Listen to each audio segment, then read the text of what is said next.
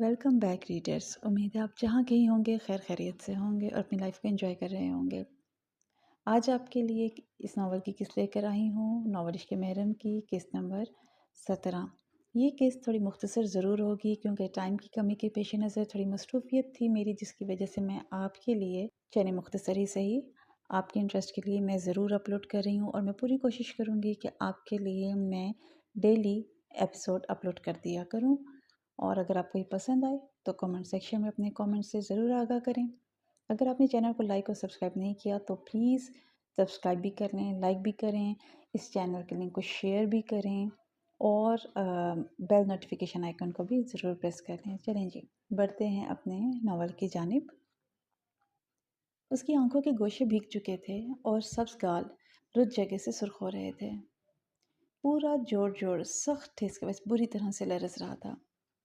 पैरों में जैसे जान बाकी नहीं रही थी। अचानक से नम आंखों से अपने अबतर हुलिये को देखती, हिचकियाँ ले लेकर रोती हुई बेड पर लेटी और करवट बदलने लगी कि तभी पुश्त पर किसी चीज़ की चुभन से वो सिसक कर उठ बैठी।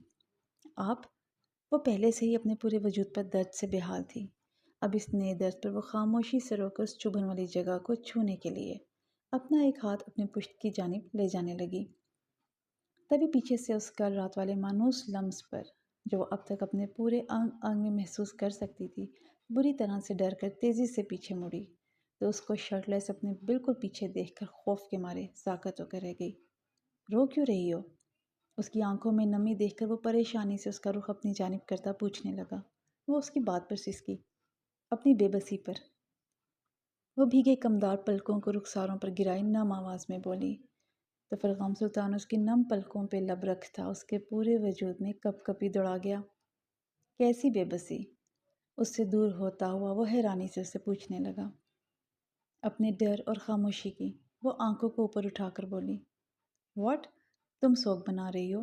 तुम्हें खुद पर फ़ख्र होना चाहिए कि तुम फ़रग़ाम सुल्तान की बीवी हो, उसकी चाहत हो, क्योंकि तुम वो वाहिद इंसान हो जिसने मुझ जैसे पत्थर दिल इंसान को बदला है अपनी चाहत में। और रोना बंद कर दो। मैंने तुम्हारे साथ जो किया है वो अपना हक और इश्क के हाथों मजबूर होकर किया है। हमारे दरमियान जो कुछ कल रात को हुआ वो गुनाह नहीं है। चलो शाबाश, अपना रोना धोना बंद करो और इस पल को मेरे साथ एंजॉय करो। उसकी बात पर वो शदीद गुस्से से कहने लगा तो उसे अपने गुस्से की वजह से आंसू बहाता हुआ देखकर वो नरमी से कहने लगा, जबकि उसकी सब्ज आंखें नमी की वजह से अब चमक रही थीं, जिन्हें देखकर वो मबहूत होकर रह गया और उन सब्ज आंखों पर झुककर एक गुस्ताखी और कर गया। और जब वो दूर हुआ तो उसकी नज़रें उसके अबतर सरापे पर जम कर रह गईं। प्लीज़ मुझे इस तरह मत देखें। रोहिन को जब अपनी बेतरतीब हुलिये का एहसास हुआ तो वह तेज़ी से खुद को ब्लैंकेट में छुपाने लगी। उसे इस तरह करता हुआ देखकर फ़रग़ाम सुल्तान मानी खेजी से मुस्कुराया। उसकी नज़रों से सटपटा कर वो अपने सीने तक ब्लैंकेट को अच्छे से दुरुस्त करने लगी। तो कैसे देखूं रूही जाना? मानी खेजी से कहता वो उसके होश उड़ा रहा था। आप मुझे देखिए ही ना, क्योंकि मुझे आपसे, उसकी बोलती नज़रों से सटपटाती हुई बोलने लगी। मुझसे क्या? वह मखमूर आंखें गुलाबी होंठों पर टिकाकर गंभीर लहजे में पूछने लगा। मुझे आपसे? रोहिन अपनी गुलाबी होंठों पर गुस्ताख बोलती आंखों को महसूस करती शर्म और घबराहट के मारे कुछ बोल नहीं पा रही थी। हाँ बोलो, मुझसे क्या? वो अपनी मानी खेज नज़रों से उसे खुद में सिमटने और शर्म से सुर्ख होता हुआ देखकर बोझल लहजे में पूछने लगा। मुझे आपकी नज़रों से डर लग रहा है। बिल आखिर वो तेज़ी से बोली। वो क्यों? फ़रग़ाम सुल्तान मुस्कुराते होंठों से जुमानी अंदाज में पूछने लगा। आपकी नज़रें गुस्ताख बन गई हैं इसीलिए। वो उसकी बेबाकियत भरे लहजों और नज़रों से शर्म से पानी पानी होती और खौफ से पसीने में पूरी शराबूर अपनी नज़रें नीचे झुकाकर बोली। तो फ़रग़ाम सुल्तान उसकी बात पर उसे कमर से पकड़कर उसके शोल्डर से थोड़ा सा ब्लैंकेट हटाकर वहाँ अपने होंठ रख उसे कपकपाने पर मजबूर कर गया। जब सामने इतनी क्यूट इनोसेंट बीवी हो तो नज़रें खुद ब खुद गुस्ताखियाँ करने पर मजबूर हो जाती हैं।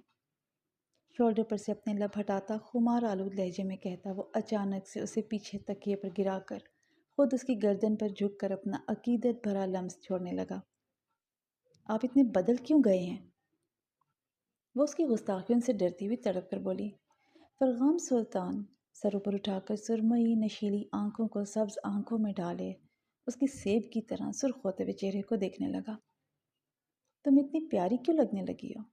وہ الٹا اس سے یہ سوال پوچھنے کے بعد دوبارہ اپنی گستاخیوں سے اسے مچلنے اور رونے پر مجبور کرنے لگا، جبکہ روحین اس کے چوڑے سینے پر ہاتھ رکھتی اسے خود سے دور کر رہی تھی۔ ہاتھ چھوڑے مجھے۔ وہ روتی ہوئی اس کے پہاڑ جیسے مضبوط جسم کو اپنے اوپر سے ہٹانے کی کوشش میں ہلکان ہو کر سخت بے بسی سے رو کر کہنے لگی، ایک شرط پر۔ وہ مضبوطی سے اس کی کلائیوں کو جگڑتے ہوئے کہنے لگا۔ کیسی شرط؟ روحین اس کی جانب دیکھتی ہوئی پوچھنے لگی۔ تم اب مجھ سے نہیں ڈرو گی، گمبھیر آواز میں کہتا وہ اسے دیکھنے لگا جو اب نظریں نیچے جھکا کر اسے سن رہی تھی۔ میں وعدہ کرتی ہوں میں آپ سے نہیں ڈروں گی۔ جان چھڑانے کے لیے جلدی سے یہ کہتی وہ اس کی آنکھوں میں دیکھنے سے اجتناب برتنے لگی۔ تو فرغام سلطان نے اسے نظریں چراتے ہوئے دیکھا تو ایک دم سے ایک ہاتھ سے اس کی کلائی کو پکڑ کر دوسرے سے اس کی نازک کمر کو پکڑتے ہوئے اسے جھٹکے سے اپنے مزید قریب کرتا۔ وہ اس کی پیشانی سے پیشانی کو ٹکا کر اس کی سانسوں پر قابض ہو گیا۔ یہ بات میری آنکھوں میں آنکھیں ڈال کر بنا ڈرے کہو کہ اب تم اپنے سلطان سے بالکل بھی نہیں ڈرو گی، بلکہ تم اس شیطان کو ڈراؤ گی، اپنی معصومیت سے بہکاؤ گی۔ اس کی سانسوں کو اپنی سانسوں کی قید سے آزاد کرنے کے بعد اس کی کمر پر گرفت سخت کرتا وہ جذبوں کی گرمی لیے بھاری آواز میں کہنے لگا۔ تو روحین اس کی گرم سانسوں کے تھپیڑوں کو اپنی گردن پہ محسوس کرتی اپنی ہتھیلیوں کو بھیگتے ہوئے شدت سے محسوس کرنے لگی۔ میں سچ میں آپ سے نہیں ڈروں گی، پلیز اب تو مجھے چھوڑے نا۔ روحین اس کی گستاخ لبوں کو پھر سے اپنے لبوں کی جانب بڑھتا ہوا دیکھ کر تڑپ کر بولی، میں کیسے یقین کروں تم پر روحی جانا؟ وہ اچانک سے کروٹ بدل کر اسے اپنے اوپر گراتا معنی خیزی سے ایک آنکھ ونگ کرتا ہوا پوچھنے لگا، میں آپ کو کیسے یقین دلاؤں؟ بے بسی سے کہتی وہ اپنی نظریں شرم سے اس کے چوڑے برہنہ سینے سے ہٹا کر دوسری طرف دیکھنے لگی۔ یہاں کس کر کے؟ فرغام سلطان نے ایک ہاتھ سے اس کی تھوڑی سے پکڑ کر اس کا جھکا ہوا چہرہ اوپر اٹھایا اور دوسرے ہاتھ کو اپنے لبوں پر رکھتے ہوئے ذومانی انداز میں اس سے ایک بے باک فرمائش کرنے لگا۔ کیا؟ اس کی اس بے باک فرمائش پر روحین کی آنکھیں پھٹی کی پھٹی رہ گئیں۔ کیوں؟ تمہیں یہ منظور نہیں ہے روحی جانا؟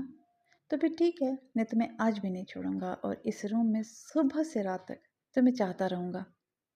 وہ کہتا ہوا اس کے لبوں پہ جھکنے لگا مگر اس کے بری طرح سے تڑپ کر پیچھے کرنے پر پیچھے ہٹا اور مسکراتی نظروں سے اسے دیکھنے لگا۔ نہیں، وہ تڑپتی ہوئی کہتی اور لرز کر اپنی آنکھیں بند کرتے ہوئے اس کی گھنی مونچھوں کے اوپر اپنے لرزتے ہوئے لب رکھ گئی۔ تو فرغام سلطان نے مدہوشی سے اوپر ہو کر اس کی نرم و گلزار لبوں کو اپنے لبوں کی گرفت میں لے کر اور نازک کلائیوں کو سختی سے اپنی گرفت میں جکڑ کر بری طرح سے اس کی سانسوں کو منتشر کرنے لگا۔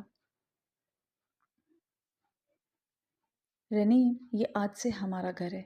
اذان اسے نکاح کے بعد اس چھوٹے سے گھر میں لے کر آیا تھا۔ وہ ایک ریسٹورنٹ میں ویٹر کا کام کرتا تھا اور یہ فلیٹ بھی اسے ریسٹورنٹ کے مالک نے رہنے کے لیے دیا تھا، جو اسی کی طرح ترکی کے رہائشی تھے۔ اسے ہمیشہ سے سادگی سے پیار تھا، بالکل زاویہ سلطان کی طرح۔ بھلے وہ کچھ سال نیلوفر کے ساتھ رہا تو تھا مگر وہ پورا زاویہ سلطان کی طرح کا تھا، احساس کرنے والا اور نرم دل۔ مجھے آپ کے ساتھ نہیں رہنا، رنیم اس فلیٹ کو دیکھتی اتنی سنجیدگی سے بولی کہ اذان فرید جو اسے ہی دیکھ رہا تھا اس کی آنکھیں کھلی کی کھلی رہ گئیں، کیونکہ وہ اسے اس وقت ایک 16 سالہ لڑکی نہیں بلکہ ایک میچور 30 سال کی لڑکی لگ رہی تھی۔ رنیم، اب ہمارا نکاح ہو گیا ہے، یہ گھر جتنا پہلے میرا تھا اب اتنا ہی تمہارا ہے۔ اذان اسے کندھے سے پکڑ کر نرم لہجے میں کہتا اس کی پیشانی پر اپنا عقیدت مند لمس چھوڑتا اسے کپ کپانے اور رونے پر مجبور کر گیا۔ اذان، میں آپ کے قابل نہیں ہوں، نم آنکھوں سے اسے دیکھتی ہوئی بھاری آواز میں بولی۔ رنیم، یہ تم کیوں کہہ رہی ہو؟ اذان نے اسے الگ کرتے ہوئے پوچھا جو نظریں جھکر بری طرح سے لرز رہی تھی۔ اذان، وہ اس لیے کیونکہ میں… رنیم کی آواز اذان فرید کے دل میں بہت سے وسوسوں کو جاگنے کا باعث بن رہی تھی۔ رنیم، کیا تمہارے ساتھ اس عورت نے کچھ غلط کیا ہے؟ وہ اپنے وسوسوں کی وجہ سے سخت پریشانی سے اسے دیکھتے ہوئے پوچھنے لگا، تو وہ اپنی بڑی بڑی نم آنکھوں کو اوپر اٹھا کر اسے دیکھنے لگی۔ نہیں نہیں اذان، ایسا کچھ نہیں ہے۔ تو تم میرے ساتھ کیوں رہنے سے انکار کر رہی ہو؟ میں اسپیس چاہتی ہوں۔ تو میں کہاں بھی رخصتی چاہتا ہوں، ہم 1-2 سال تک الگ الگ روم میں رہیں گے، تب تک जब तक हमारी पढ़ाई ख़त्म नहीं होती। मगर वो कुछ कहती, उसने उसके गुलाबी लबों पे अपनी उंगली रखकर उसे खामोश करवा दिया। मुझे अब कुछ नहीं सुनना, तुम जाओ जाकर खाना खाओ। मैंने किचन में रखा है, मैं रेस्टोरेंट के लिए निकल रहा हूँ। शायद वहाँ कलीम बाबा अकेले सब कुछ मैनेज कर रहे होंगे। वो उसे कहते हुए किचन की तरफ इशारा करते हुए खाना खाने का कहने लगा। आप इस वक्त क्यों जा रहे हैं? वो उसके जाने का सुनकर डरती हुई बोली। क्योंकि इस वक्त मेरी ड्यूटी है। क्या तुम्हें डर लग रहा है? अज़ान ने मुस्कुराते हुए कहा। नहीं, ऐसी बात नहीं है। रिनीम अपने चेहरे पर छाए डर पर काबू रखकर बोली। तो फिर कैसी बात है? अज़ान अचानक से उसकी जानिब देखते हुए पूछने लगा। मैं यहाँ अकेली बोर हो जाऊंगी। वो अपनी डर वाली बात को छुपाती हुई बोली। अज़ान खुद से 1 साल छोटी लड़की के झूठ पर खूबसूरती से मुस्कुराया। इस वक्त रात के वक्त में कुछ नहीं कर सकता। हाँ, कल मैं तुम्हारे लिए अपने कॉलेज से एडमिशन फॉर्म लेकर आऊँगा। तुम कॉलेज जाओगी तो बिल्कुल भी बोर नहीं होगी। वो उसे ये ज़ाहिर होने दिए बगैर कि वो जान चुका है कि वो यहाँ इस घर में अकेले होने का सोचकर अभी से डर रही है, कहने लगा। ठीक है। रेनीम उसकी बात पर सर हाँ में हिलाती हुई बोली। ओके, तुम अपना ख्याल रखना, और अगर डर लगे तो इस नंबर पर मुझे इस टेलीफोन से कॉल कर लेना, ओके? वो उसके नरम रुखसारों को उंगली से छूकर एक नंबर उसके आगे बढ़ाकर कहने लगा। ओके। रेनीम इस नंबर को थाम कर देखने लगी तो वो उसे खाना खाने का कहता फ्लैट से बाहर निकल गया। वो उसके निकलते ही इस फ्लैट को खुद को काटते हुए महसूस करती हुई सहम कर तेज़ी से उस रूम की जानिब बढ़ी जहाँ वो रहने वाली थी।